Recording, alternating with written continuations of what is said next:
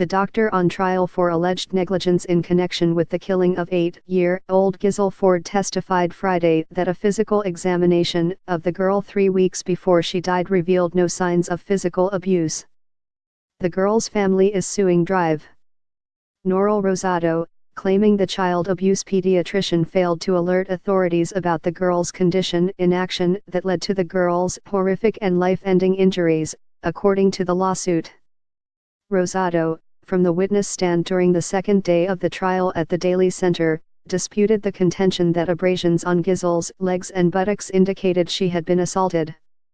Those marks were nonspecific or non-concerning for abuse, Rosado said. He also termed the marks non-suspicious. Gizzell was strangled in 2013. Her badly beaten body was found with head-to-toe bruises and an open, maggot-infested wound on the back of her head. She was wearing only torn underwear inside her grandmother's filthy West Side apartment. Authorities said she had been tied to a post, denied food and water, and forced to squat or stand for hours. A timeline of Gizzell Ford's short life. A timeline of Gizzell Ford's short life. Gizzell's paternal grandmother, Helen Ford, is serving a life sentence for the fourth grader's slaying. Gizzell's mother and her maternal grandfather filed a wrongful death lawsuit against Rosado, and the trial got off to an emotionally charged start on Thursday. Jurors appeared overwhelmed as they saw photos and heard details about the brutal end to the girl's promising life.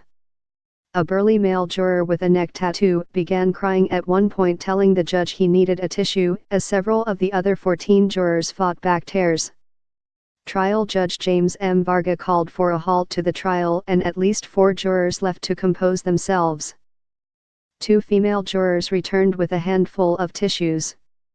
On Friday, the doctor took the stand, testifying that the linear abrasions on the girl's thighs could have been the result of ordinary childhood activities, such as sitting on a swing or bench or suffering a scrape while playing. Rosado also said the old healed loop mark over her left buttocks, as he wrote in his report, was not concerning. Rosado said he did not photograph the marks on the girl during the exam. He also did not interview her independently. Helen Ford attended the exam and said the marks on Gizzell's buttocks were the results of the girl picking at scabs, Rosado said. Martin Dolan, the family's attorney, pointed out that Rosado's exam report was filed 4 days after the girl's death. Rosado answered questions from Dolan in a calm, even-tempered manner, looking directly at jurors as he spoke. Rosado was an employee of Cook County as a staff member of the Chicago Children's Advocacy Center at the time of the exam.